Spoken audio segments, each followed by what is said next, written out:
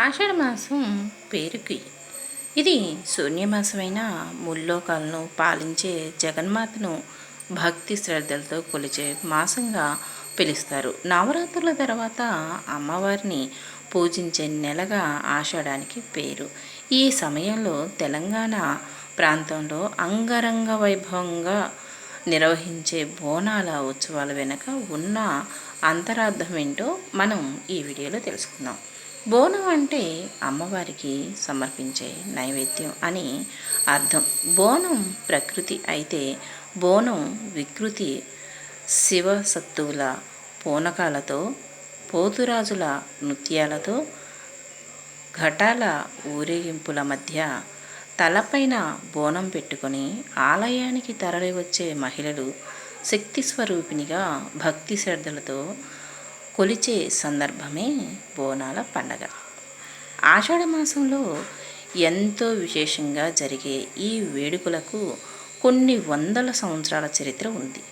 కాకతీయ రాజైన ప్రతాపరుద్రుడు గోల్కొండని జగదాంబిక ఆలయంలోని అమ్మవారికి ప్రత్యేక పూజలు చేసేవాడని, ఆ క్రమంలోనే బోనాల ఉత్సవాలు మొదలయ్యాయని ఓ కథ ప్రాచుర్యంలో ఉంది.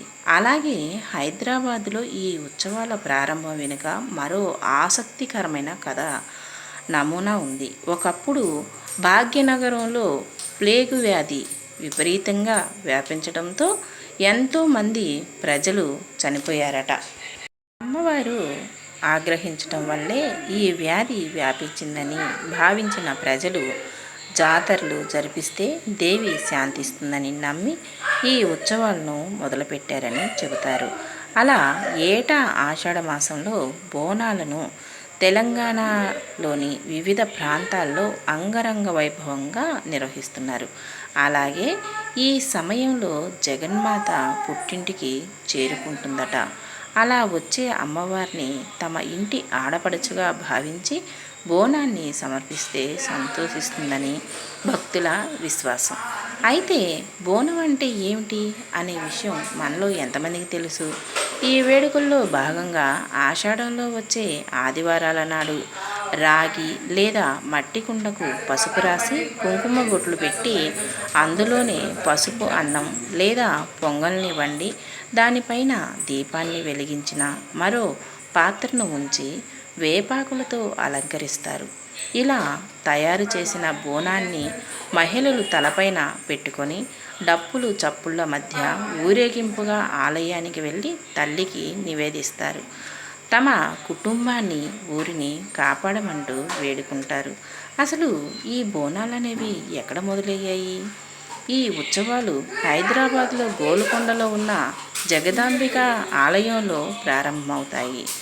ఆ తర్వాత బాల్కంపేట రేణుకా ఎల్లమ్మ ఆలయం, సికింద్రాబాద్ ఉజ్జయిని మహాకాళి సన్నిధానంలో నిర్వహించే లష్కర్ బోనాలు, లాల్ దర్వాజ్లోని సింహవాహిని మహంకాళితో పాటు ధూల్పేట్, ఇలా హైదరాబాద్ చుట్టుపక్కల ప్రాంతాలు మొత్తం ఆధ్యాత్మిక శోభతో కలకల్లాడతాయి.